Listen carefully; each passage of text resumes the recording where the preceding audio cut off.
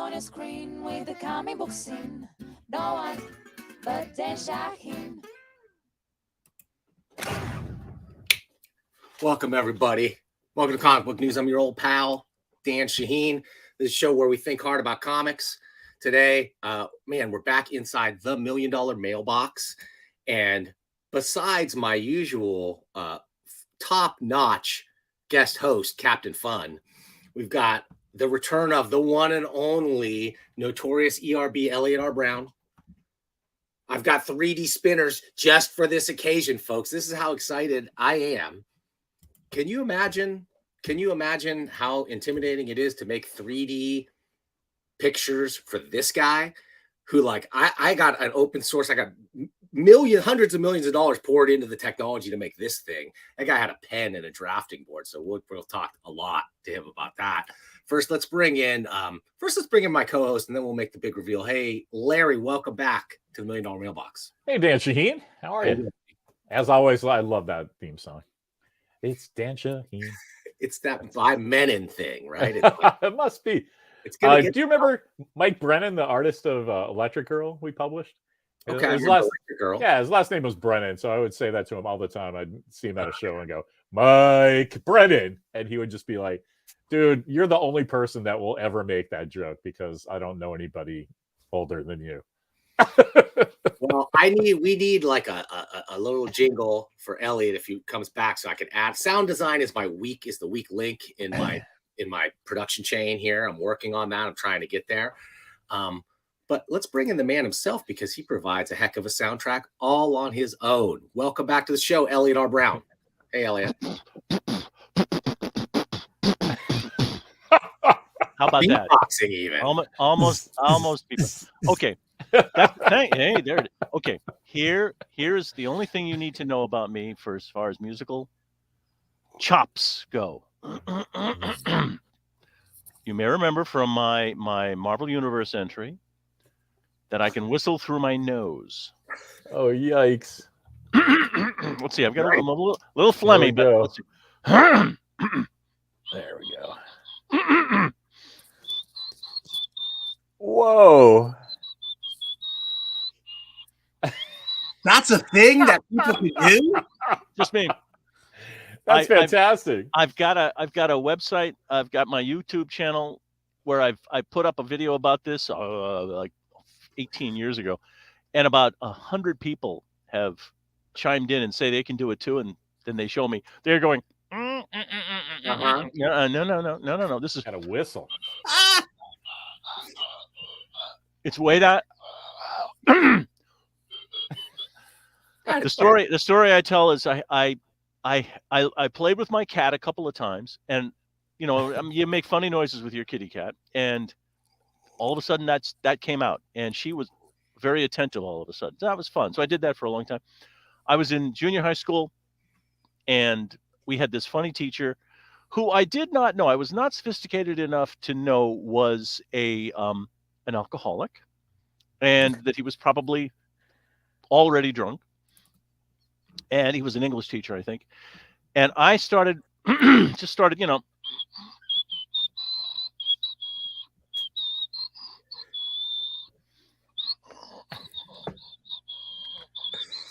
Oh, and he's running around. Who's that whistling? Who? Stop that noise! And to the best of my knowledge, and once it starts, you can't stop, because then that's great. Admitted something wrong. And nobody might have believed that I did it anyway, because you've got a penny whistle or something. No, it really was weirdly me. But yes, now guys, the ultimate superpower. Well, I was going to say, that was always my favorite underused Superman power. That they're even, they've brought back the freezing breath, but they still never brought back super ventriloquism. Whoa, that's the one thing I can't do. So I just had to do a quick calculation that you were talking about the whistling through the nose as the superpower, because I was thinking, well, drunken English teacher, that's a superpower, right? You know what? He was a nice guy, and he got help ultimately. He was drummed out of being a teacher, but he got help. Okay, guys, So- now you understand. Now you understand why we brought Eliot on the show. Obviously, this is My No, whistling, my hypnotic whistling. we brought him on this thing to see some comics. So let's dive right yes, in. that's right. Let's Okay. dive right in and We're look on a at mission from God. the $1 million mailbox. Holy, how many graphics can I have on one screen at one time? That's a lot. Okay, guys, boys, fellas, we got a few here. Oh, wait a minute, I'm waiting. Yeah, that's old astronauts from San Jose. I told Mimi about that, and she's like, "Why did Dan buy that? Like, you can send him a box." I'll tell you why. 5 bones, buddy. That's why I bought it right there. That's awesome. On sale. And I actually probably paid whatever the wholesale price was because I owned the store probably when this was Yeah, yeah. But I had several copies and I sold a lot. It was a perennial that I would push. Thank you. Yeah. And Elliot's got a copy now, though, Larry. That's Yeah, that. The I bad. sent him the real image one, not the one that just came out of our garage. This is the bootleg. This is the good stuff.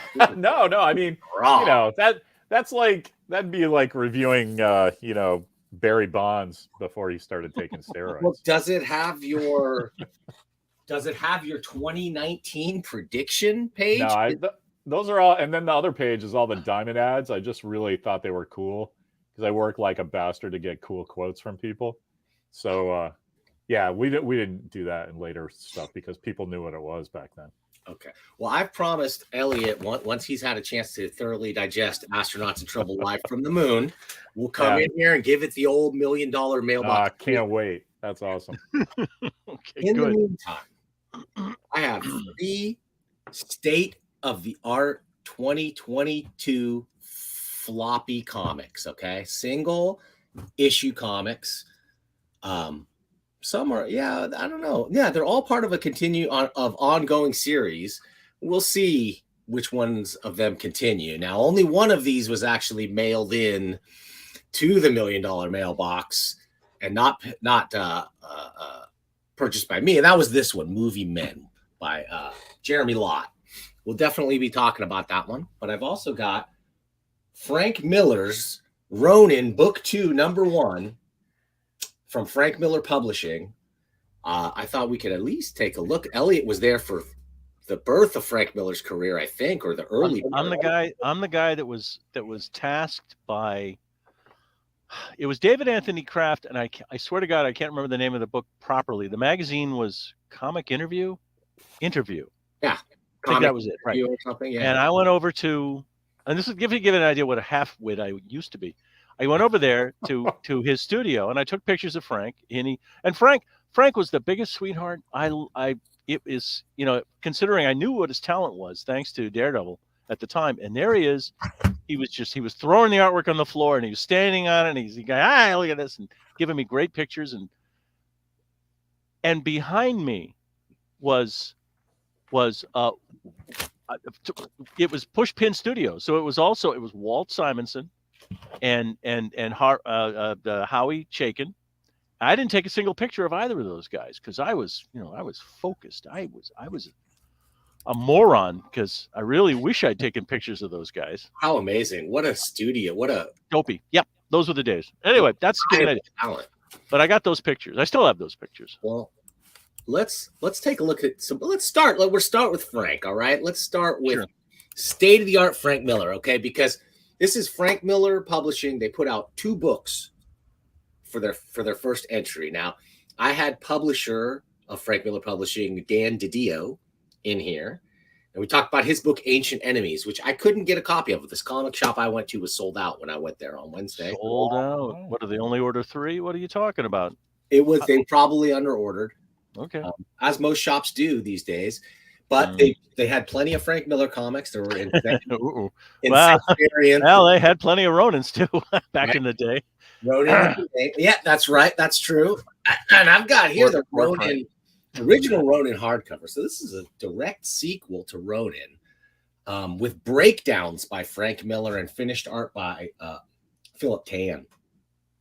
So Philip Tan? Yes. Okay. That's great. Good for Phil. Okay. Yeah.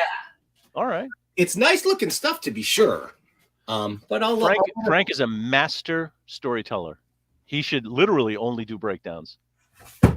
He's brilliant, and I can't overstate that enough. I would like to take a moment out for a Frank Miller story. Do it. So, in a strange period of time, Jim Shooter, editor-in-chief, this is, I don't know, 84, 85, something like that. Maybe before. But anyway, okay. So Jim had figured out that he could get bookkeeping, and he could get management to pay for editorial retreats. Now, we didn't really go anywhere. We went to some nice places in the area.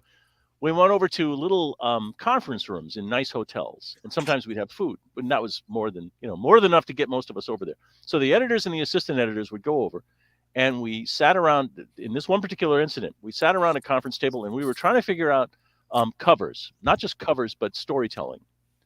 And I remember the single greatest fight that anybody had with Shooter was trying to get us all to agree on having word balloons that fit up flush against the panel borders, flat. Let's make them flat. Can we agree on that? And everybody said, no, we can't. It was the only time I'd heard everybody say no to anything that Jim wanted. I mean, everybody said no. Carl Potts, of all people, made it, he was practically cursing at Jim. Anyway, we had an overhead projector with two 2,000-watt bulbs, which mercifully I knew how to run because I was an AV geek, and I just set it all up, and we put... Shocker. Yeah, I know. Daredevil. I can even thread a projector to this day without looking. Almost any projector, by the way. We slid the book under, and Jim flips a page over, and we nearly set the book on fire. We left it there so long it started smoking, and he's saying it was the Ben Rich sequence in one of the Daredevil books that Frank was doing, and it's the one. So maybe what year would that have been? I can't find it, so you tell me. He's sitting in the hospital, and he's saying, I mustn't even think his name. Don't think his name. It's that famous thing that they turned into the Daredevil series, which was really, I hope Frank got a monster check for that. He probably didn't. Probably not. Well, who knows? Who knows what he got? He should have, but that's besides the point. And Jim could not understand that by not showing that insert shot that he wanted of something. I swear to God, I can't remember anymore because it was perfect storytelling. It was 3 repeated panels along the bottom, and in the middle, in one of them was don't even think his name, and then Shooter wanted something to happen in the middle panel, and I'm saying, Jim, it's suggested. I think that's where I said out loud, you mustn't assume the readers are as stupid as you are. I may have, salted the seeds of my own demise soon after, but I was serious because it was a sophistication and it was a brilliant storytelling maneuver. And I don't mean to, prejudice my review of Frank's Ronin 2, but I tried reading Ronin 1. Let me just get out of that. And Shooter was upset that we didn't understand his point. And I was happy that we all did understand Frank's point. And that's really where it counted, because Frank is doing Ronin 2 and Shooter is not doing Nova 2. So boom, there you go. So when I look at Ronin 1, when I look at the artwork, it really looks like an early attempt at sort of where his style has evolved to now, almost a little more chunky, definitely less realistic and more rough kind of inking style. Oh yeah. But it had panels, right? Storytelling in comics is panels. As I've pointed out, yes.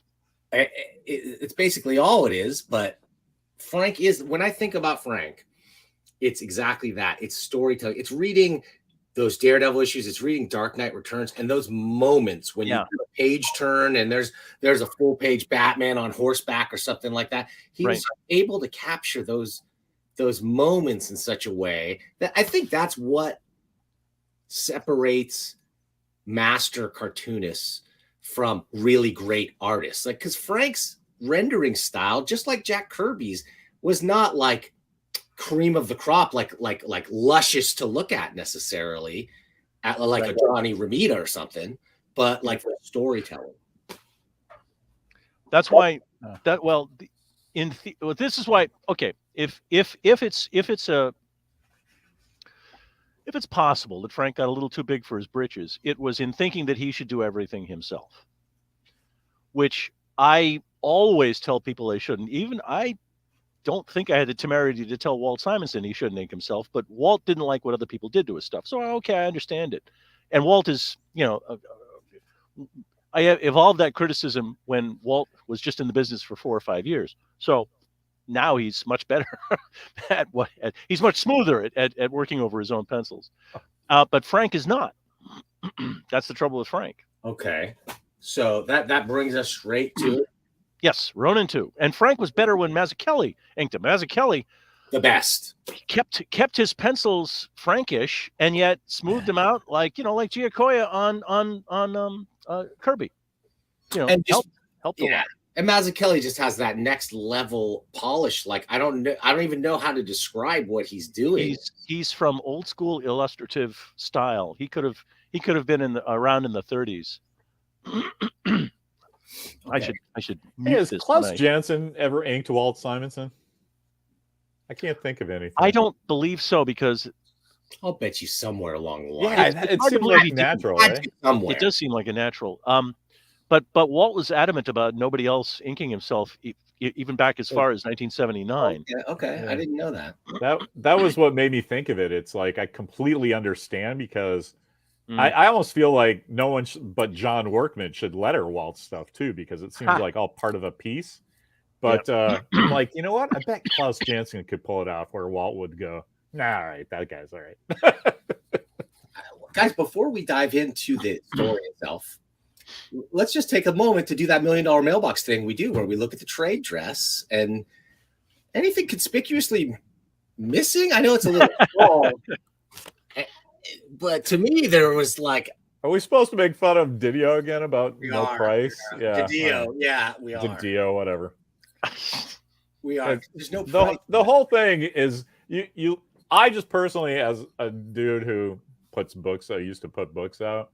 I look at this and I see all the stuff that's wrong with it.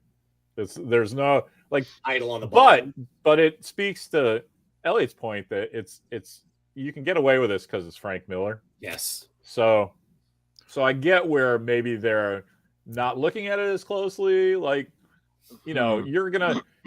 It's I can see where they, even if they noticed it, it might have been too late, and they're like, well, let's just let the people at the point of purchase deal with it, because they're gonna know what the price is. They're gonna look it up once, and then they're gonna remember for everybody who's buying it. Like that's their thinking, right? I look at this and I go, I didn't really like Ronin that much when I first saw it. And then 40 years later, you get book 2. Yeah. Like, my kid is like, I love Sin City, but I don't care about this. And I'm like, I don't blame you, man. I think there should be a number called like the Hibbs number, like a Hibbs score on how saleable, like from a retailer's point of view. Like, what's your Hibbs number? Dude, you got to tell him that. You got to make that happen. It just occurred to me that's awesome. Like a Hibbs score. Yeah. What's your Hibbs number on this? Brian hates when they put the title on the bottom because a lot of waterfall shelves, all you're going to see is this. Yeah. A bird silhouette and an eyeball. And a hat. Okay. Right. And the FMP, like Frank Miller has himself become iconic, right? His hat, his crappy, Stetson. Yeah, great. His fedora. I get that, but like that only works if people already know what your logo is, right? Like I don't look at that and go, "Oh, that's a Frank Miller hat." I look at that and go, to me, this needs to be here. The words Frank Miller needs to be super big and bold. You can't even read barely read. Right. Yeah. Right there. Too much crap down there. Yeah. On the top. And this Frank Miller Productions could be down here or on the back, but ideally it should say the price tag, which I'll let you guys guess what the price tag is before. Well, let's just take a look at this book and you can 25? tell me what you'd pay for this thing. Oh, geez. If I wasn't comped, I wouldn't lift a finger. No offense, but Well, nice, thick, glossy cardstock cover with no price. Also, the barcode. Not an ISBN. not a Ooh. Bookland Ooh. ISBN. It's like if there was That's something. odd.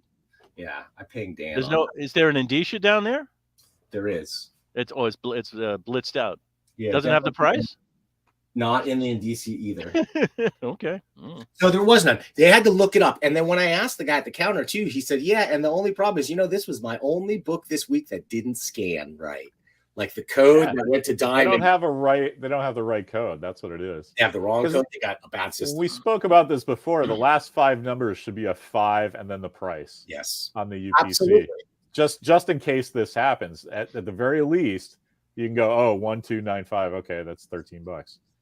But certainly the code that comes with your invoice should match the code that's on the book. And let's scan the price. It just looks like to me that Dan and Frank put this together themselves and didn't realize how much work everybody under them was actually doing to put books out. I was just gonna say, first off, I couldn't help but notice that Frank Miller is the editor-in-chief. Yes. You sort of have to edit something before you can. He's doing hands. So let's look at this. Frank did the breakdowns for every one of these things. It's all double-page spreads with Philip Tan on top of Frank's fully inked breakdowns, by the way. He inked his breakdowns. Well, what did he do then? That's weird. Wait. Frank inked his breakdowns. That's just doing the art. No, but then this is not the ink from the breakdowns, I guess. Like he gave him like breakdowns. Huh. Oh, by the way, whatever. Friend of the show, Brian Payne's Ink Comics says that's Matt Drudge. Yeah. Although he says Ronin 2 and DK2 are his favorite Miller works, I'm gonna say you're in a minority in that group, maybe. Yeah, dude, his John Carter and stuff is better than Ronin 2. Anyway. Okay, so here we go. Double page spread. It's a prelude to a sequel. The book that came out 40 years ago. There's no recap, fellas. There's if you don't remember what happened in Ronin, well, geez, I don't remember. I hate reading a comic with one hand tied behind my back, but I just might have to look through this. Okay, so you say Frank inked over his breakdowns, and then Philip Tan traced them, lightboxed them. I guess so. Maybe digitally. Okay. I don't even know. You could definitely you looking at this. I go, yeah, I see Frank Miller. Oh, sure. This posing, right, and the angularness of the arms, the chunkiness of the fists. I definitely can see him all over those breakdowns. Okay. Here's the thing. Look, Tan did an honest job in following the breakdowns. I mean, obviously Frank's. Well, maybe somebody talked Frank into thinking that his pencils were breakdowns because Frank's tight pencils are kind of funny looking. No offense, Frank. I love you, brother. I think you're great, but you need a finisher. So this kind of stuff, this kind of design work, it's very interesting. It's very Frank Now. Frank Now is all about like giant panels, giant pages. The story and stuff is sort of like it's all internal, a lot of internal dialogue, a lot of internal thinking. Yep. Okay, this was the prelude, and then who's Daniel Enrique? Him I don't know. I don't know him either. Okay, I think I know Philip Tan. I know of Philip Tan. Philip Tan was a kid who worked at Marvel for a while, unless it's a different Philip Tan. I didn't know he was. Daniel's his roommate that did the gray tones digitally. That's my guess. Oh, okay. All right. Yeah, well, could be. I look at Tan and I see a lot of Jim Lee-ish look, at least to the stuff I've seen before. Mm-hmm. That's not a knock. No. It could be to some. Some might consider that an knock. No. Some of this stuff I really love. I love the layouts here, the detail on this dragonfly thing, and the sort of like depth posing here. No. It's an impenetrable panel. What are you supposed to look at? What's revealed? Do I see a dragonfly and a lady and a pair of bedsteads and some kid back there? What's that arc behind her? I don't get it.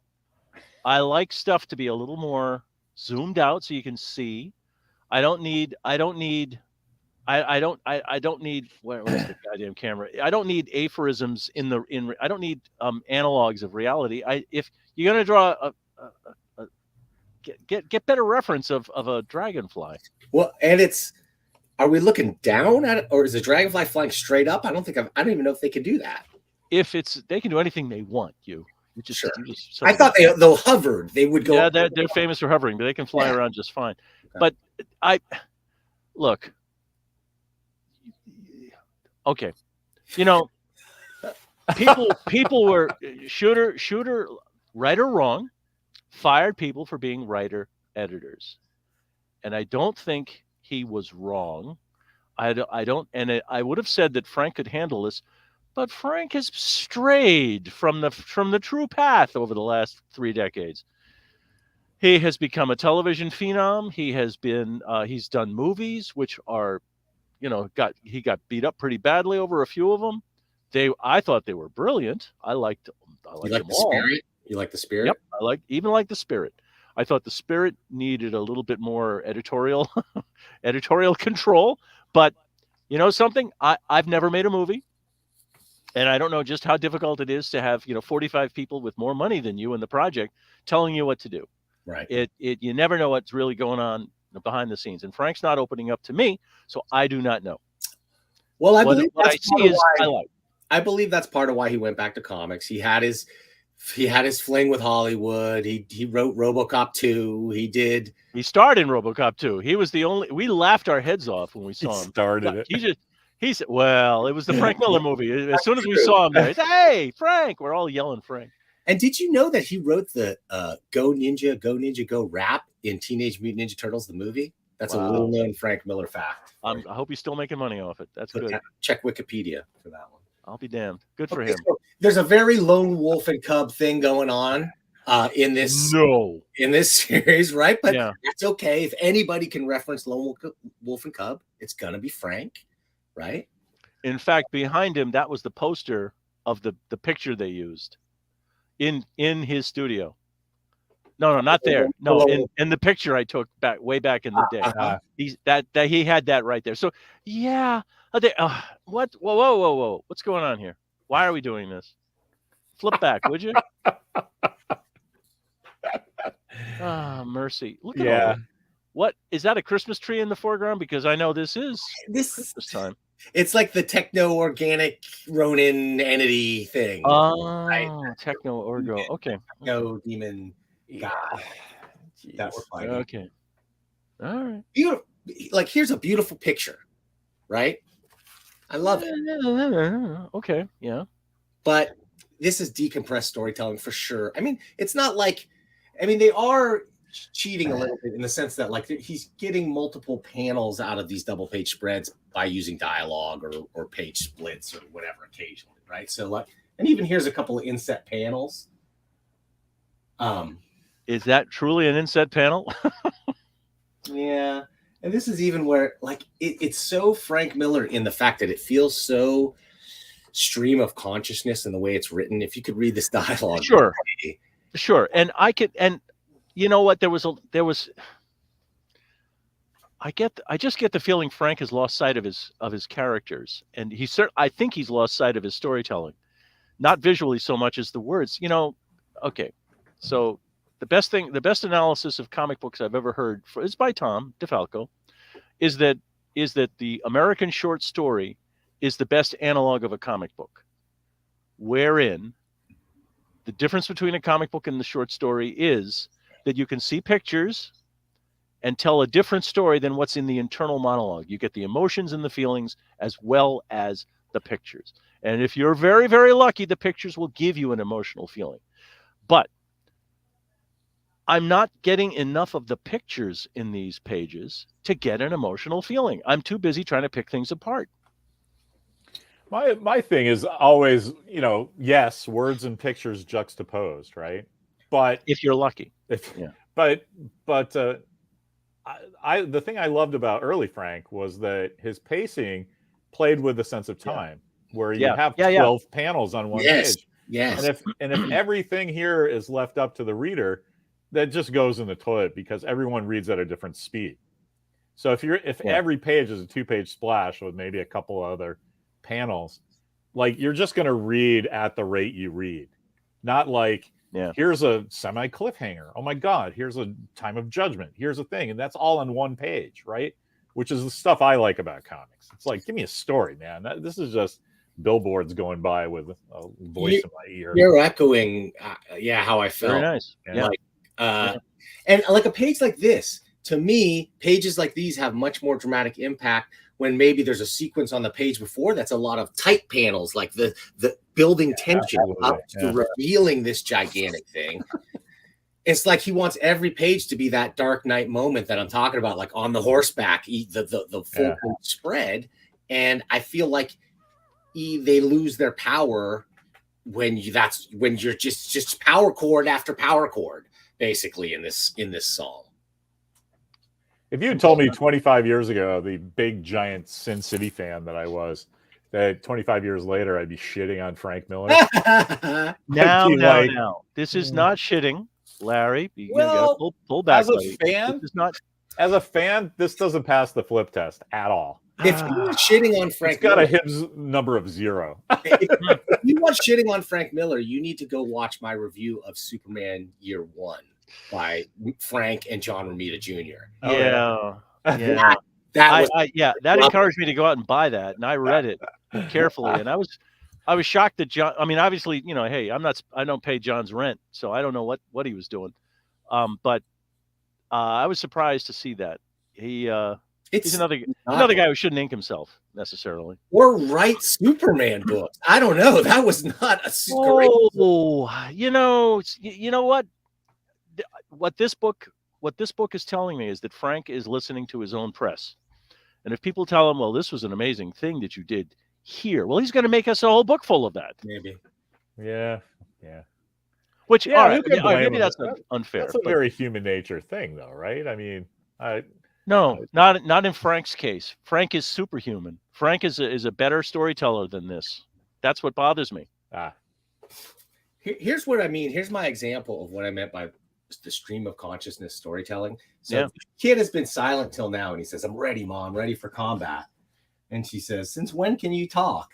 And he says, "Since now." I know there's a sort of like dream alternate reality thing. I'll be honest, the story was not like, it didn't speak to me. I couldn't tell you the exact chain of events here, except for, the woman with the child fighting the demon. That's really what and by the way, I have to apologize because I usually read all the books right before the show. Well, we were supposed to do this show 2 weeks ago. So I read it right before the show 2 weeks ago and then had an emergency that canceled it. So it's not all as fresh in my mind as I want it to be. Sorry. Mea culpa. That's okay. That's okay, buddy. I just dislike violating the panel borders for word balloons. I'm going to say it again. It means you didn't design the panels right. Why are we taking ourselves out of the storytelling point? There we go. Supposed to look like Astro Boy? I feel like maybe it's supposed to look like Astro Boy a little. Don't do that. Astro Boy is sacred. No. I'm sure to Frank. No. That's just bad hair. That's manga hair, and it's more Daigoro, maybe. That's full of tan. That's tan. That's hair. That's all that is. And we're inside the monster. Did you see that? Did you miss that with the teeth and the light from the outside? Okay. Well, she threw the baby. Yes, that's the first thing I do. Yes. Yeah. And he's got a sword, and so he's going to hack away from the inside. Keep stabbing and stabbing and stabbing until something bursts. I have to say, in their defense, storytelling wise, if a baby started talking to me and had a sword in its hand, I'd throw it away from me too. Since when can you talk? Since now, I'd be like, yeah, get away, man. Throw it into the mouth of the biggest thing. So this is where I start looking at it, and it starts feeling more Jim Lee-ish, looking more, I don't know why, but it just looks more Jim Lee-ish to me. Because there's actual panels. It's the giant pancake slice vertical panels. It's what that's part of it. Frank used to do this back in Daredevil, and I didn't like it then necessarily. The story of the left to right storytelling is important, but when you put a big panel in the middle, it draws the eye in the wrong direction. I don't know. I'm sorry. I'm going to go back to position one. Frank's a genius, and we shouldn't be shitting on Frank. God damn it. Well, that's the perfect way to cap it, because here's the end of the story. Yeah, no Okay. sacred cows. Okay. I know. I'm He's a sorry. dentist now as well. This is crazy. Oh, stop it. That's not funny. Come on. I killed him. I killed him dead. Yeah. And an ad in here for issue 2 on sale in January, and a DC ad for the trade or hardcover or whatever of the original series, which DC is still printing. Fellas, what did you guys think of Ronin book 2, at least in this preview form? How many pages was that? 30 or so? No page numbers, but I forget. Yeah, but I mean, it's like a regular comic, right? How much would you pay? How much what? How much would you pay for that? Mm-hmm. Well, it's got an inside back cover that's in color, and there was spot yellow on it. So it's not a black and white book, although any regular customer picking that up is going to think it's a black and white book and should go for like $4. But I guarantee you that's double that because of the color. It's probably 19. That's what we used to call a black and white slick, which means the interior is black and white, but the cover is 4-color slick paper. The interior is not, though. There's yellow all over the first chapter. You're kidding. Yeah, you see, even you didn't see it. I can't see it on this crappy thing. Yeah. I'm sorry. Oh, yeah, there is. Yipes. Oh, Larry. This is what I used to do, guys. Yeah, but I can't. I still can't see it. Well, fine. All right, fine. Yellow. Well, at least we can hear you. Yeah, I'll take it. The weakest color in the world. That's your second print. Okay, great. Yeah, exactly. I'm like, why is that not red? But anyway, fine. Yeah, that's probably about $10, I would say. Yeah, $10. I'll go for 10. What was it? It was $7.99. So yeah, that makes sense. Okay, but it looks like it's like about 40 pages, interior pages, I think. Here's what Dan doesn't want to hear is that's the worst possible price point for that ever, because a kid goes up and goes, "Oh my God, Frank Miller! What? How much is this?" And then has to go over to his buddy who's running the store, who's got a million things on his mind, and goes, "How much is this Frank Miller thing?" It's like, it's the fucking 5th time I looked it up today. It's $8, and the kid goes, $8? Fuck that. And throws it down. So now that store owner has to go and pick that fucking thing back up and put it back on the shelf, and he hates everything about it. What did Dan do? I think the first thing we have to admit is the first to admit a problem is you got to admit there's a problem, and you've got to I think you might need to seek some counseling on this matter, because obviously we have walked around the counter too many times. He's been there. I hear you. No, it's a hassle, dude. It's a hassle. It's friction to the sale you don't need. Here's the thing about Astronauts in Trouble. I did that fucking comic book because comics sucked, and I wanted to do a book my own. But you can't just do the book and go, "That's great," because you might as well just have the boards at your house and invite friends over. The whole thing is about sales and marketing and fucking moving those cans of beans out the door. And the second you go, "Well, everybody likes Frank Miller beans, I'm just going to take the day off," is when it goes in the toilet. That's right. That's exactly what happened. So the guy it is Frank Miller beans. It's Frank. It's not Larry. But it's not. That's the trouble. Beans. It's not good comic book beans. It's Frank Miller beans. You know something? So now you're paying $8 for Frank Miller beans. Are you saying Frank isn't even Frank anymore? Yeah. Well, here's the problem I see with this book. You go to it wanting your Frank Miller beans, but what you got was Frank Miller brand beans. Right. That's what I mean. Frank Miller PM beans. Yeah, you didn't get Frank's home cooked. He's putting them over a pot. Right. Yeah. Fuck yeah. Way to go, Dan. But you're also only paying $8. It's worth every penny. It's Frank Miller. No. Come on. But it's not. It's Frank Miller and Phil and the flatter guy. And no, there's no way that, like, the second they went Frank Miller Comics starring Frank Miller with Frank Miller in the band, it's over. I'm telling you. You know something, Frank's sitting at home. He's saying, "Lynn, they just don't understand. What am I doing here?" But But I'm not talking about $8 that. is the right price. It's not even $8. It's a nickel cheaper. Come on. But we're talking about two different things, right? Talent is No. talent. God No. bless you, talent. But we're No. talking about moving those things out the door, and it's not Well, a good package. it's and especially a brand like Ronin that is not the Frank Miller brand. You could put out Dark Knight 4 tomorrow, and it's going to be a monster hit. No matter what, it's going to be a hit. So is Dan DiDio a selling point? Well, wait a minute. No, Chief operating absolutely officer. They I don't. did not have Absolutely room. not. They did not have room for the price, but they did have room for this. Frank Miller Presents LLC does not read or accept unsolicited submissions or ideas. We don't need anything new. We've got Frank. Yeah. So, Larry, you teed me up with your marketing talk because I think I'm going to. I'll say this one for last, and I think we should talk about this Godslap because this is one of those. It was a Kickstartered book, but this was created by one of those internet celebrities, Larry. Remember we looked at Yeah, I totally remember. Yeah. So this is Godslap, and this is by a guy who I'm gonna wager neither of you guys is not on your radar at all. Okay, is this guy named? He's got multiple names. He's really weird. Already, I don't know him. Speaking of legal trouble, he's a young dude in his 20s. He's got like 10 million YouTube subscribers. Okay, and his YouTube name is like Penguin Z0 or something. His real name is Charlie, and sometimes he goes on Twitch by the name Moist Critical. He was like he reviewed video games and internet stuff. And one of the big things that he interviewed or he would do videos about is this competitive slapping league.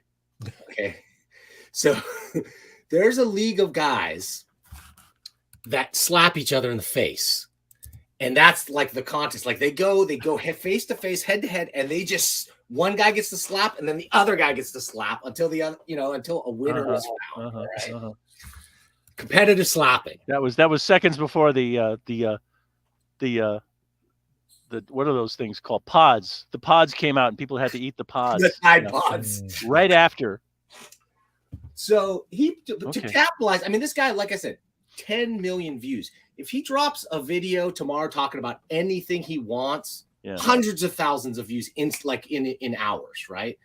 And he's a pretty nice guy. He's funny. He's got a real monotone, low key presentation style, but he's funny too.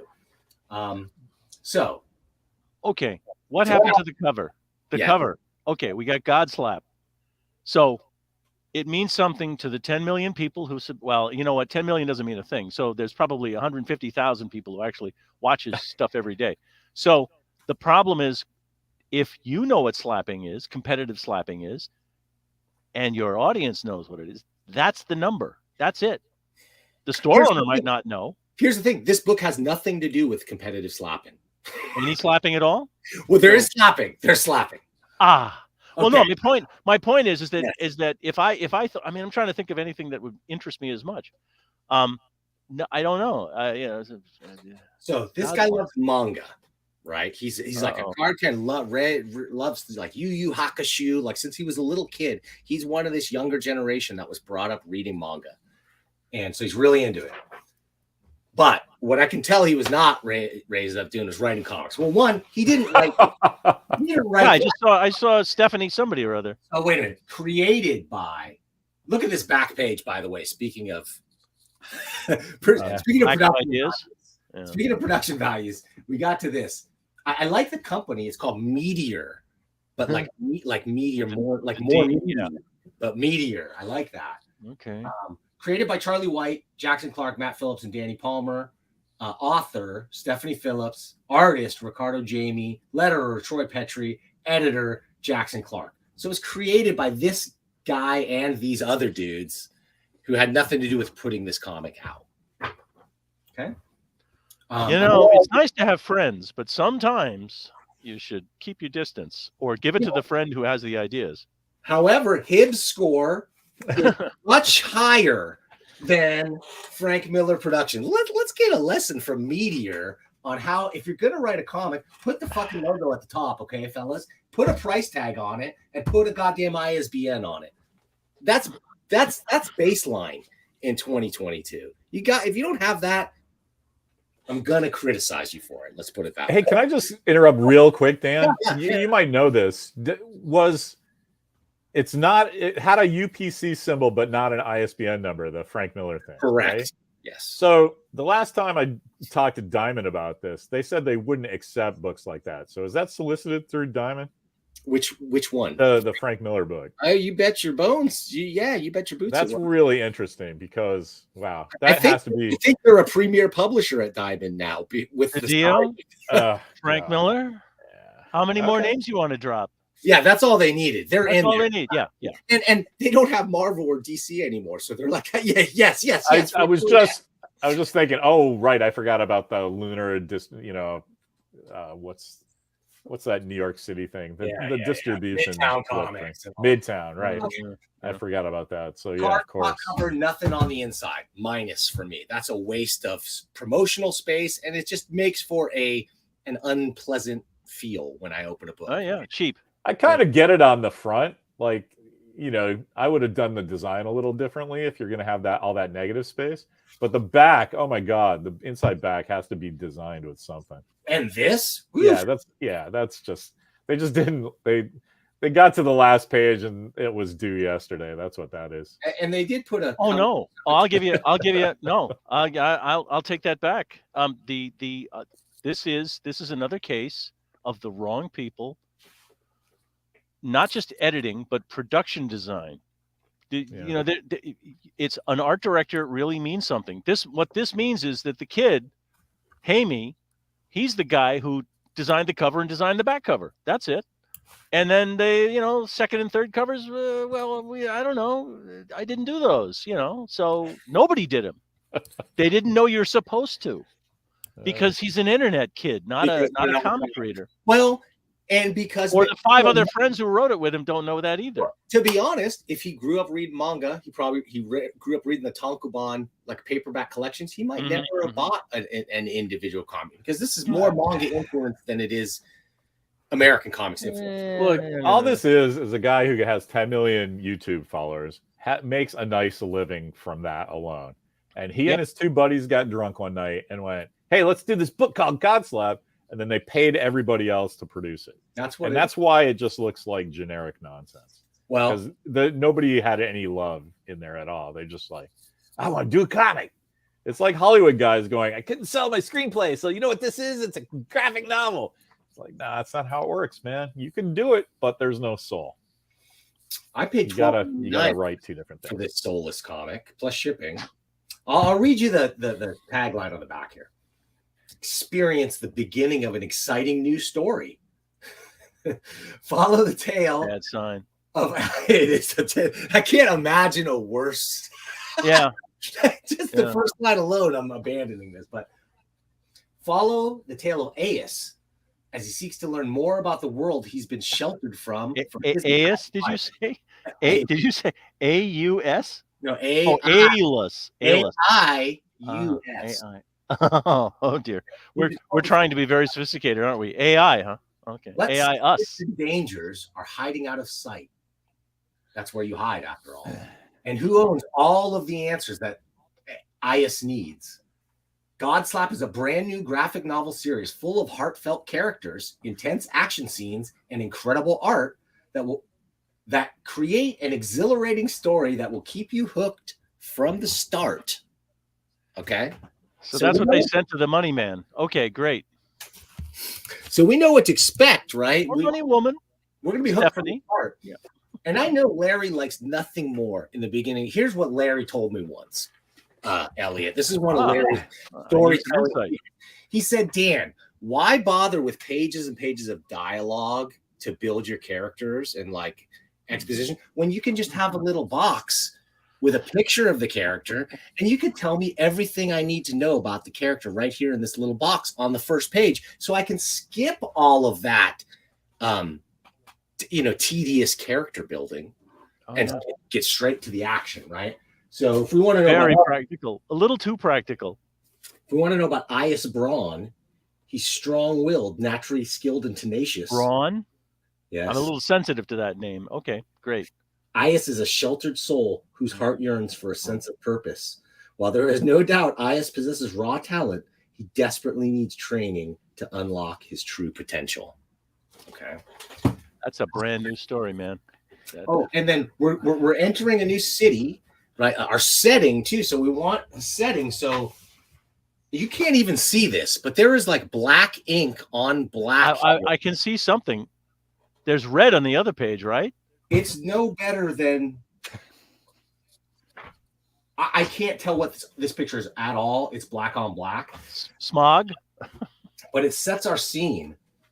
Montpelier, the slum-ridden city nestled against the southern side of the capital known as Executor.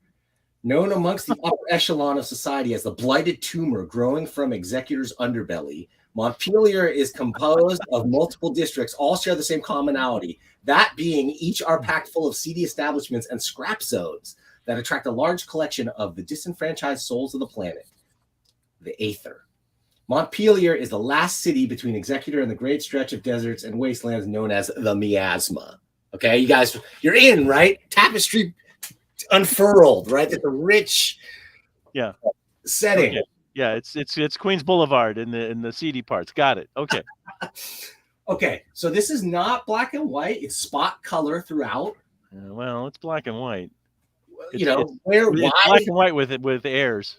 Here's the spot. Like this is, I guess, like a neon sign. It says Elder Swan. Sure, it reads neon. And sometimes, like the blood will be red, and sometimes the sound effect will be a little bit red. Everything else is black and white here. But I guess to draw some attention here, this is. You know how much trouble they had to go through for a surprint? Come on, man. I don't know how much trouble, but I'm gonna. It's a big pain in the ass. You need a whole separate plate, but that's not the point. I hope they didn't pay a lot of money for that second color. So they did this throughout. I'm sure they paid whatever they want. I'm sure they paid just pulled up the money truck to the printer because I'm saying this thing's it sold a lot. Okay. Really, almost nothing happens in this comic at all. There are several action scenes and a couple of characters. Here are some slapping.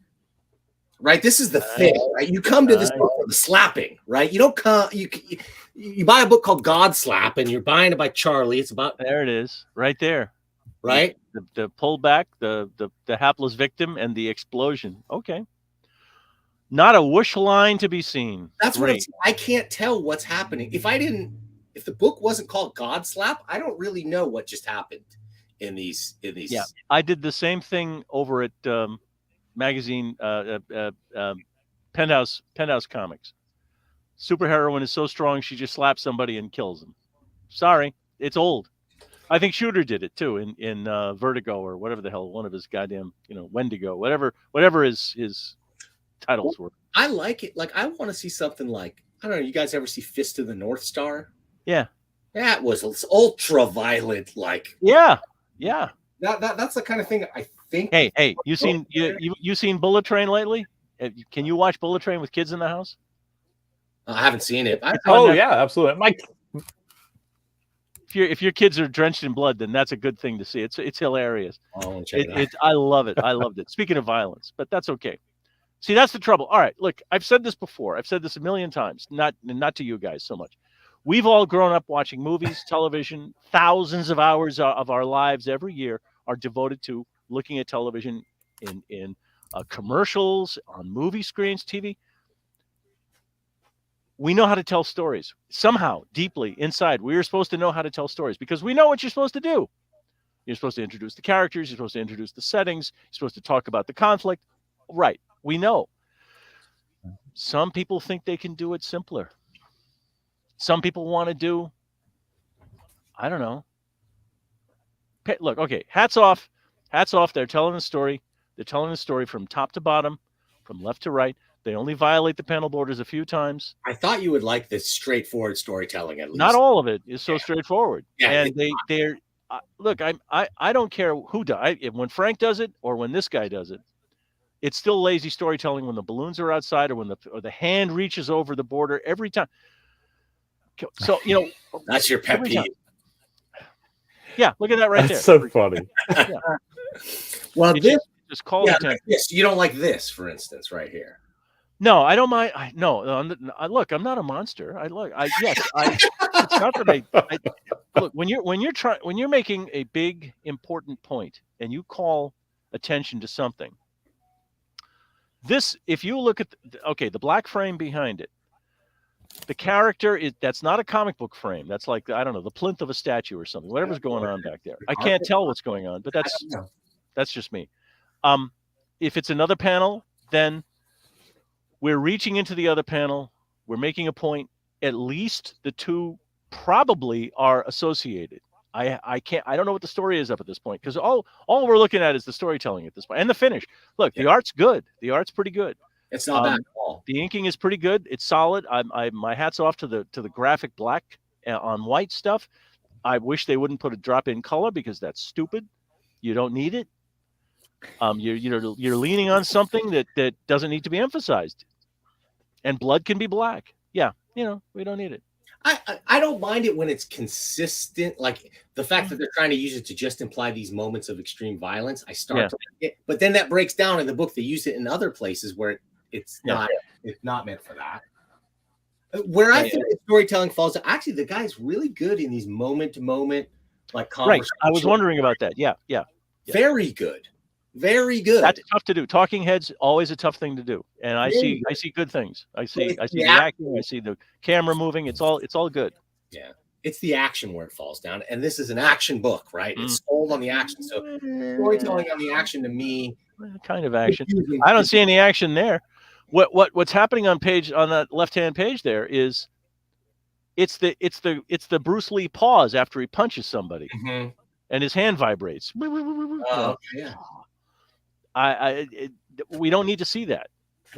I want to see the swoosh. I want to see, the hands are in the way. The arms are up in the way. Yeah. It doesn't make enough sense to me. There was something about all these action scenes that just didn't work. It was hard for me.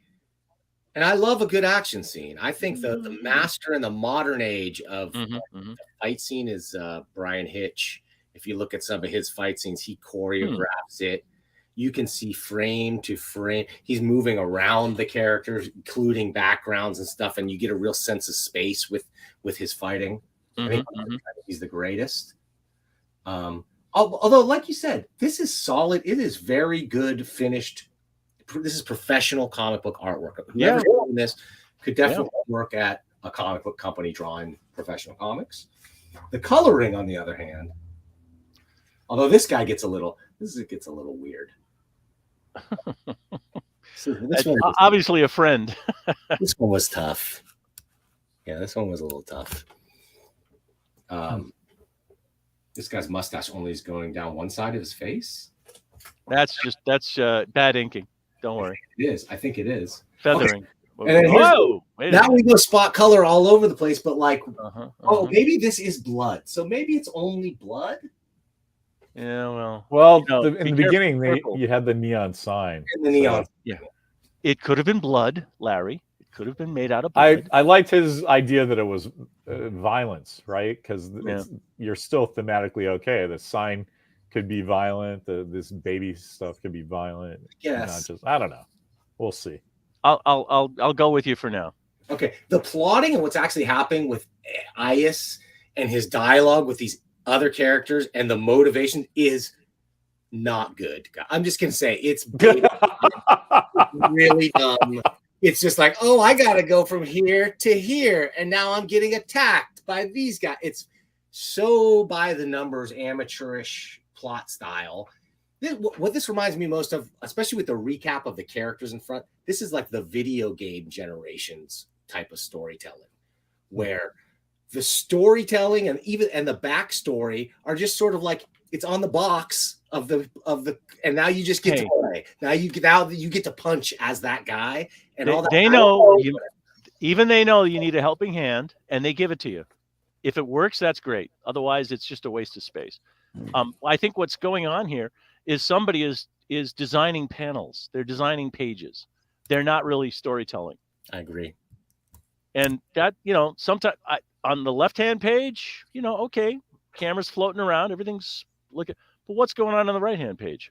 Why the black panel all of a sudden? The black borders. I don't get it. I don't know what that means. Yeah, it doesn't feel of a whole with the page before it. That's for sure. Yeah. And crossing over this panel border. Should I just rip the page right out, Elliot, when I see them? Get some white out and fix it.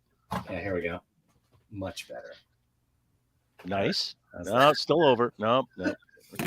Okay, let's get through this thing, because I only got so much in me for pretty looking but nonsensical comics. I mean, this actually reminds me a little bit in its style too of the Jade Man comics. You remember those Jade Man comics? Those Chinese? Yeah, the manga, yeah. Nope. Because they had a lot of the speed line, heavy duty action, and kind of a lot of characterization, or a lot of like interesting looking characters, but very little characterization in the stories. Kind of reminds me of that. So it looks like in the left-hand page there, the go back one. Yeah. It looks like they violated the line between characters, which, you know, you cross the line between them, which makes it very hard to understand what's going on. Yeah, from the previous page to this one, the guy getting blasted to pieces. Why is he? Now we reverse angled on the slapper. I presume it's the slapper. I don't know because I can't see it. Agreed. Okay. Agreed. Whenever it dips into action, they get into this frenetic, fast cutting or whatever they're trying to do. Interesting idea. Yeah, that's very generous of you to say that. That's all I can think of. I'm just trying not to crap all over this thing, because maybe there's a chance this dude with his 10 million viewers will pick up on this review. Very, very unlikely. If somebody comes up to me in a mall and slaps me, I'll know. Okay. I liked the artwork on the comics on the inside. Whoever was the overall designer of the book, I just didn't like all the stuff that we talked about. Like this just put a bad taste in my mouth. So why the white pages? It's a looking book. Why the white pages in a book full of black? I don't get it. Here's why: because they paid these guys to draw this many pages, right? They drew them. They put this should have been like the inner. That should have been cover too. That should have been like the inner cover. Yeah, like right. This is not needed at all. This is like a proxy for a cover. This is like a stand-in. What? No, that. It should have been a combo of this together with this being on the front page. So this was all black. Like you open the book like this, right? Yeah. And instead of this black on black here, you could put your God Slap #1 logo right here. This is just. You could have taken the credits on page 1 and stuck it on page 32. With all the rest of the credits. You know what I mean? Another title page for the chapter. I don't know what that is. I don't understand. And I can see the surprint in there, the black on black. Yeah, you can almost read this one. This one is complete. The one before it, I can't tell at all what's. I know something's there, but I just see a couple of dark lines. Nice touch, but you got to work with the printer a bit better. Okay, so. And $12.99. If I picked this up at a comic book store and looked at the price, you see, not buying $12.99, as opposed to $7.95. Come on, man. Frank knows what he's doing. DiDio, they're masters at price point. Come on, stop playing with that book. Get on to the next one. Put a spine on this and pad it out with something to make it a graphic novel and charge $15 for it, even maybe. I don't know. Saddle stitch means they could print it at a Kinko's. Go on. Okay. So, guys, now we're going to go from. These guys are nothing if not well funded, right? Established names in comics, crowd-funded internet viral phenomena. And then we've got movie men. Okay. This is a old school self-published comic like you might have seen, like just the look of it. I could see this coming out in 1987, I think you're dreaming. Keep going. It's just got the feel of an old school. It's a little floppier, not a thick cardstock cover, although it is glossy. It's full color. Hey, don't show us the back. Come on, tell that story. Let's go. I will. Little promo on the back. We've got a barcode, not a ISBN, not a Bookland ISBN, no price. Okay. But this guy's going to sell it at a con. So he's going to have a little table and he's going to put whatever the right price is on it to sell at the con and include some prints or whatever. So Offer to sign it. Yeah. It's not coming out in comic stores as far as I know. So correct me if I'm wrong. Why do you put an ISBN on it then? I mean, or a scan code at all? Why bother? Good question. Maybe they have one lying around. Sometimes the printers, when you get a package deal from the printers, it'll include that kind of. Although usually it would have been an ISBN. Okay, very sweet.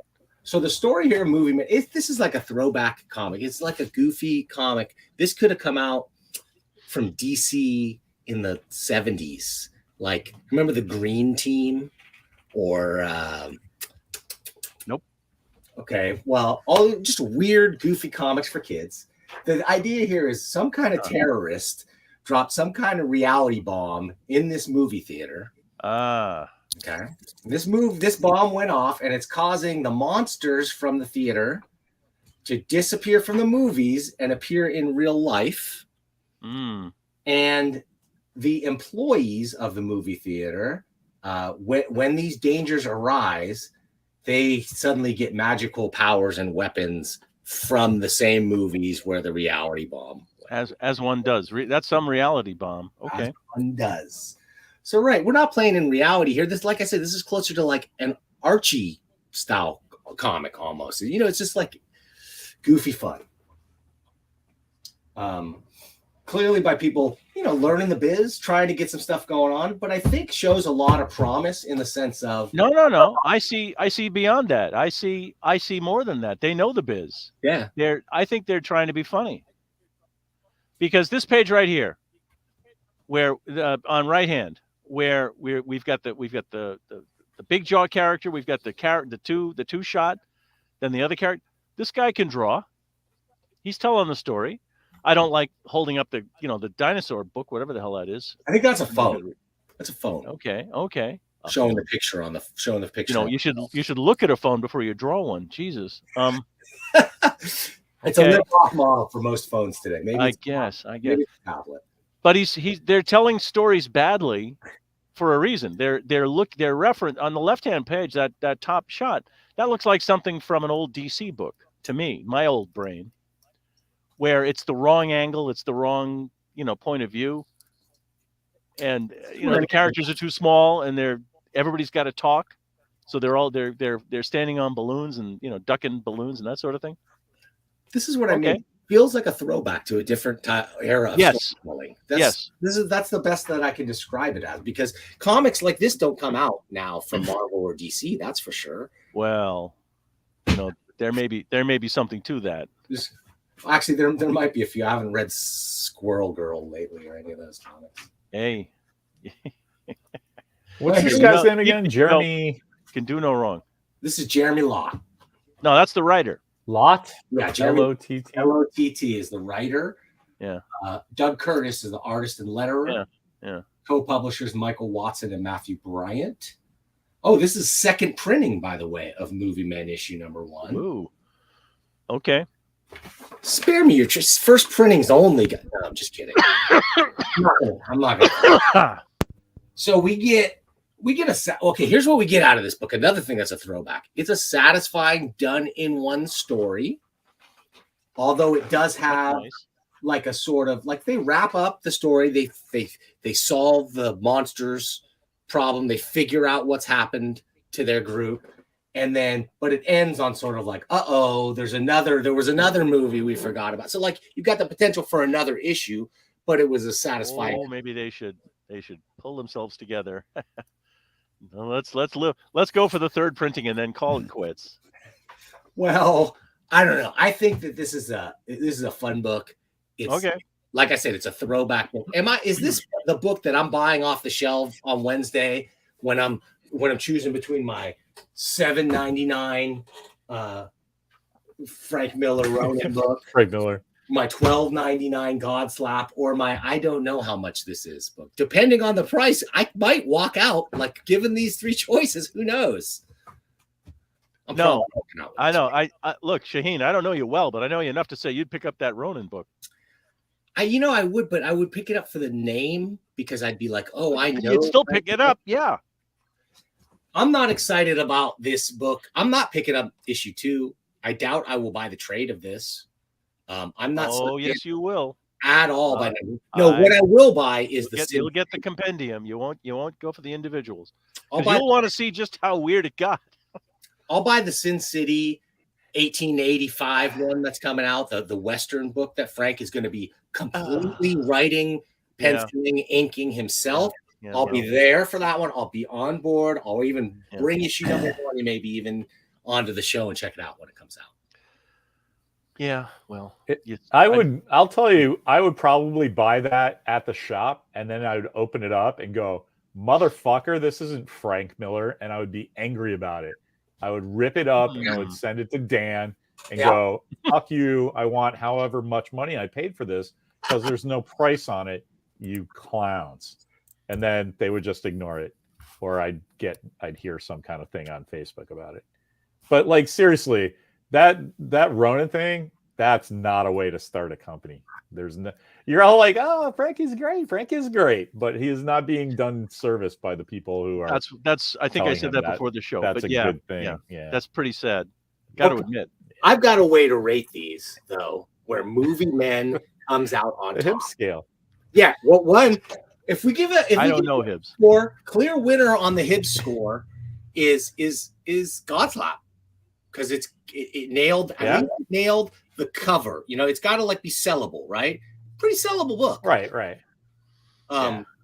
No creator names on the cover, which it's not perfect because $13 for that is not good. The price is too much, but at least it's on there, and I can make an informed decision. Yeah, at least it's on there. I clicked when you were talking. I clicked and looked, and it's $5 for a Movie Man. Okay, and $3 for the digital file, which I thought was kind of interesting. Wow. You know, let's put it this way: expectation-wise, compared to what you're getting in the end here, right? Like you got Titan of all Titans, Frank Miller putting out a book that I'm like, meh, right? Meh. No. We're not. You know, first off, we've only got your word that the story sucks because we're not reading that crap and it's a bitsy tiny. Well, hey, Ellie, the two together could be a powerhouse, and I'm sticking up for Frank. Okay. Everybody out there, you go buy the damn book. Don't listen to these two clowns. You read Superman Year One. What did you think Frank's writing on that one? I didn't. I saw the latent Republican maniac in Frank, and it was unappealing, and I was sorry. But yeah, Dan, you can totally tell the two guys who's had to have these conversations with customers they're paying with hard-earned money they got from the plumbing job that they did, and the rarefied air of the Marvel genius. That there's no way anybody that walks into a comic store and goes, "I gotta have that Frank Miller book." It's just not happening. Whoa! They did. You couldn't be more. It's wrong. not a Frank book. It doesn't matter. Most Frank book, the best of Frank isn't Frank. It matters. It's 2023, Elliot. Frank. There's 3,000 comic stores in North America. Yeah, it 100% matters. Yeah. That's not. They just put Frank Miller's name on that. It doesn't. I could draw close enough Frank Miller stuff. Here's the thing: the trade dress did not. They're not looking for submissions. By the way, they got Frank already. You can't. That's cool, and I guarantee it will survive. And I guarantee, like, their 10th book will be gangbusters. But whatever they have going on now, doing it like that is like I'd be stunned to my roots if they got to 10. I don't think so. Here's the problem. The trade dress on this does not matter to sell of number one because that sold to retailers, right? Who all know Frank Miller and who all have detailed sales numbers. They know they got their Frank Miller guys. They know how many they can sell. They're going to make a bet on this thing. Not many people are going to pre-order it because they didn't know about it. So it's going to be about shelf sell-through. They're going to buy a lot because there were incentives, and it's going to sit on a shelf. And most people are going to walk by it and maybe never even realize Frank Miller's involved with it, not know that it's Ronin, not know that it's a sequel to the DC Comics, not know how fucking much it costs. Okay? All right. Look, Shaheen, you got to pull yourself together. Calm down. Get a deep breath. Get a paper bag. Look, you any store that went to the trouble of getting these Frank Miller books is going to put one on the front of the store, right next to the cash register, standing up on its own, And the ones in the rack are going to be the racks that have the open on the bottom. And then they're going to put a price. Right. They're going to put a piece of 7 days tape, right? And they're going to write down $8.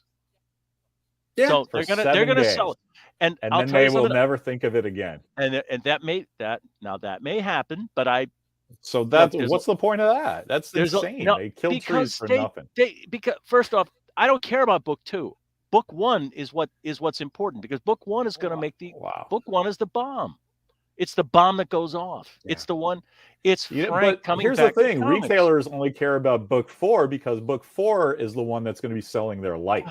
Listen, right? I don't have a merchant mentality. My problem is I'm from the other end where I want to push the books out. Yeah. Frank's still got the name. That's literally what's wrong with comics. Elliot, that's literally what is wrong with comics. No, what's wrong with comics is that nobody talks to for Frank. 40 years. Yeah. No. What's wrong with comics is that the people doing comics have that attitude. Like you can't, they're like, oh, fuck, I can only do editorial, or I can only do distribution, or I can only do retail. Like everyone that is a CEO of a publishing company needs to have spent a year babysitting somebody's cash register, because there's so much shit that you can solve at the editorial thing that editorial guys just don't know. And shit flows downhill. It's true. And the retailer's the last guy. And to be fair, yeah, there's as much ignorance on the retailers of how the publishers do their job. Of course, that's why the whole thing everybody should do one job all the way through. Yeah. And then that way, at least 10% of the stupid shit that you're just causing trouble for everybody else. Yeah, but whichever way this shit is. Who's going to put Dan DiDio in front of in charge of a comic shop for a year? Come on, let's snap out of it. Come on. That's a great idea. He can snap out of it. Do you know how many people have did this? Carol Kalish did this. Lou Banks did this. I did this. Dan did this. Snap out of it. Years on staff, that's learning how to destroy comics. Sophie Crum did it at Comic Relief, at Roy Root's Comic Relief in Berkeley.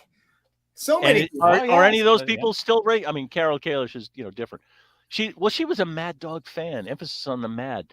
She's gone. So did Lou stick to it? Is he still selling? I don't know. Is he still running a store? Well, I think it's the smartest publishers are those who, at least if they haven't worked behind a counter, they've at least spent time talking with those. They go to the RRPs, they go to the Diamond Summits, they talk with the retailers. All right, I'm gonna go further. I'm sorry to interrupt, Larry. Larry and Dan, you're two different people. I mean, you're two very different people from the rest of the world. Stand by, guy. So, yeah, Larry. You're different. Here's the thing, though. The criticism is Dan still doing it is awful, because anybody who understands comics gets out immediately, because there are so many ways to make more money with less effort and less idiocy that, like, people who go, "Hey, I've been in comics for 20 years," it just makes me laugh. It's like, like, why have you not learned that lesson? Yeah. Why, like? Is Lou still doing it? I hope not. Lou's a smart guy. I mean, he's doing something different. Lou's a this is a perfect example of the retailer holding the risk, because it's non-returnable, right? Yeah. So you can get something out there that the retailer knows about, and you could deliver a shoddy. I'm not saying this is a shoddy product. I'm saying it's got some deficiencies as far as shelf appeal. Okay, but they could have delivered shit, and the retailers would be absolutely have to spend. They already paid their $4 at least for the. Actually, most retailers are paying.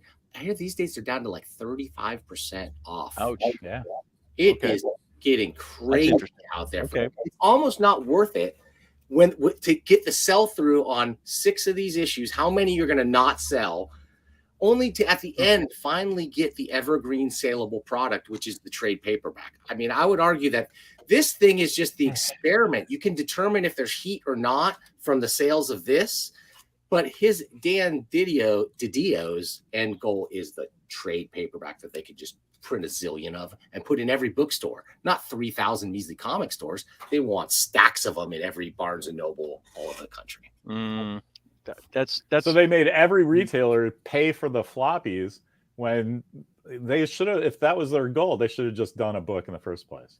and say, Right. here's your Right. book. Yeah, Exactly. it's Yeah. great. So- They get to pay So the that's creative another reason why costs. that They sucks.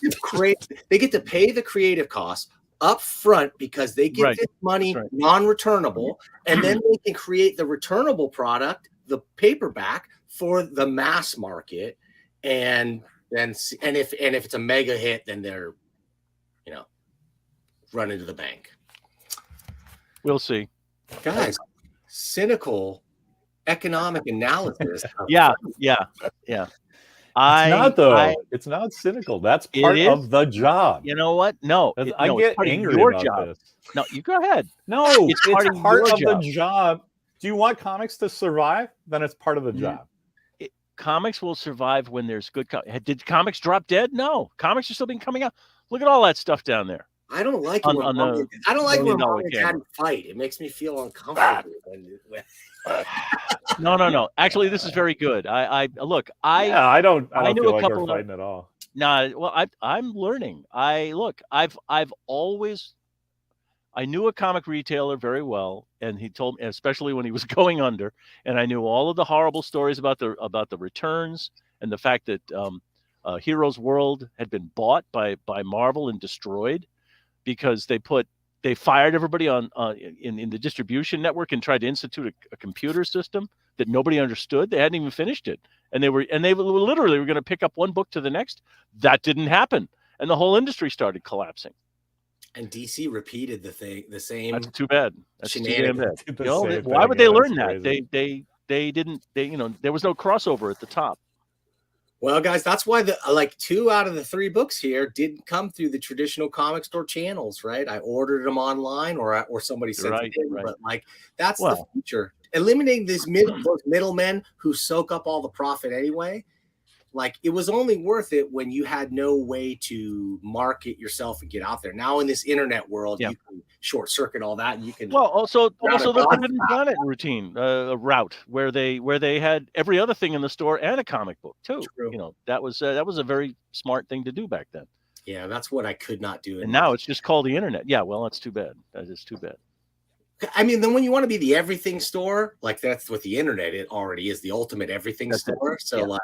I thought specializing and getting really, really specific would work, but I don't know. It's a tough racket. I'm glad I don't sell comics for a living anymore, guys. I'll tell you the truth. Well, it's interesting you say that because you had to deal with foot traffic then. So unless you're in the middle of Midtown Manhattan, you're not going to get it. It's tough. It's a tough road to hoe. Yeah. Well, guys, I'm out of time for today. Elliot, I really want to thank you. We want you back. I'm not putting any pressure on you. No. Come back. Maybe not as frequently, but yeah, as long as we have this freaking thing that works, then yeah. Oh, it sounds this is great. So good now. This is we're locked in now. Yeah. And with a voice like mine. Oh, very good. Thank you. Okay. I'm gonna get us out of here. Thank you again, Larry. A pleasure as usual. By the way. Yeah. Oh my God. Thanks for having going over the giant box of provender you sent me. I'm very excited to see that spacesuit book. And God help you, Larry. He reaches out over a panel border. God help you, Larry. There's two things in that book that I'm dying to know what Eliot says. Okay. There were 2 very specific things that he's going to think might be mistakes or errors, but they're there for storytelling reasons. So I'm kind of interested to see what all this and much more. I look forward to hearing the rationalization. When ERB returns, he will return soon enough. My own flying logo. Larry, where's your flying logo? You need a flying logo. Buddy. I'm just a guest here. You have to go to other places. Aren't you? Doesn't co-host mean anything? Is it official? I've signed no photo releases. Yeah. Yeah. He's in the closing credits. Oh, and by the way, that's true. Folks, you too can be in the closing credits, All you have to do is you click that. There's a little link on YouTube. You click that join button. You pony up as little as like $2 a month. I'll put your name in those credits. If you pony up more than that, you can look at all the varying levels of membership you can enjoy on this channel. I always forget to talk about this. I want to thank everybody out there for watching this thing that does. Like, if this channel, if this thing doesn't grow any bigger than it is right now, I can just be happy. I have so much fun talking with Larry and Elliot and all the other guests. Oh, you big sweetheart. I really do love this. Every time I get bitter about like, why does this guy have 10 million subscribers? And why does that? I go like, dude, to get a dozen people to listen to what you're saying and contribute and talk and mail you free comics, this is a good life. Yeah. So thanks, Eliot. I'm going to play our closing credits. I'm going to get us out of here. All right. Larry, anything before we go, Larry? Series Star Trek in next Tuesday. It's the holidays, so my schedule's kind of up in the air. Hanukkah starts the 18th and goes through Christmas, so we have a double blast in our house. I may or may not do this the mailbox show next week. We'll see. It depends on my schedule. I'm getting super slim. I'll be there for Series Star Trek Tuesdays. Sounds good. On the internet. I'll be out of town. I'm afraid I'll be out of town on Tuesday. You watched and commented on the last one, Eliot, and I did. I like to relax at the end of the day, and I look on the to-do list on this. Oh, Jesus! Did I kill everything?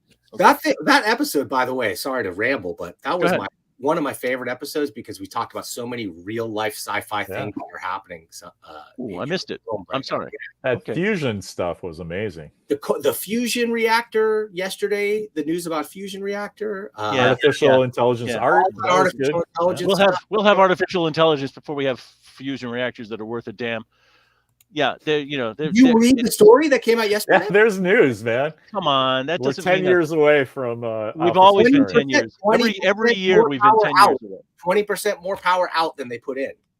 So they've proved it finally, though. We have been always 20 years out from the 70s. No, but they've actually done it. Now it's a matter of scale. No. You hit your blob of helium with 192 lasers. Yes. Once. Now do it 1 million times. This is correct. Sure. Correct. A little different. Absolutely, you're right. A lot different. Yeah. Well, when they forget once. Yeah, but it hadn't been done before. So let's be all excited. That first time I'm not excited. That first time you had sex, you had no idea what you were doing, right? And then no idea. Then it came as like a thing. Ooh, I like to do. It's the same thing. I don't like it. There's fusion now. Never mind. We live in a world where there's fusion. There wasn't last week. I'm going to be excited about. Actually, yes, there was. That's the problem. There was fusion last week. There was several experiments where it lasts a millisecond, and they had the same thing. Oh, breakthrough discovery. This is not a breakthrough discovery. Eliot, you are right, and I've seen a lot of these discoveries about fusion over the last 20 years for sure. This one seemed a little different, but huge grain of salt. Yes, that's the sad part. And it's still decades away. Yeah, I'll bet. Yeah, sure as hell. That it just pisses me off because as much money as they spent, they should have been spending more, and that's what bothers me. And they should have gotten it down to 48 lasers. Not come on, let's make it happen. That's just too much. I wish Biden had promised to crack that problem instead of cure cancer. Like he literally promised to cure cancer as a campaign promise. Well. Eesh. Well, you can say it in the wrong words. You can say it in the wrong way, and it comes across misquoted. I think he was more in. How many times this kid? There's that kid I just saw it in the it was either the Guardian or the Washington Post. There's this kid who had base genetic editing to get rid of leukemia. Wow. That's pretty. Now that's impressive. That's the fusion reactor jazz I want to see. Somebody gets saved. If they're going to build a pilot plant, they're building another. What is it in France or Germany? They're building a tokamak, or some other variation on the tokamak, the magnetic pinch bottle stuff. That's just it's. It's not enough. It's not now. We should have already had fusion energy by now. Well, we can't. I agree with that. All right, I don't want to prolong the show. This is your show. I don't want to. I'll get off my soapbox. Speaking of energy. Now that we've sucked all the energy out of this room, fine. I'm going to play my closing credits. I got a clip at the end, so stick around. We'll jazz it up at the very end. Thank you again, Eliot. Really appreciate it. Oh, it's my pleasure. I don't mean to be a downer, and I like what you guys do. You keep me in check. I could go crazy. I could go bouncing off the walls. Larry, I've said before, Shark Tank has their Mr. Wonderful. $1 Million Mailbox has Mr. Technical. Okay, so that's awesome. It is a perfect fit. You got the same haircut too. So I do. Okay, thanks for watching, everybody. I'm going to play the get my wig cameo, and then we're out of here. I will see you next time. Bye.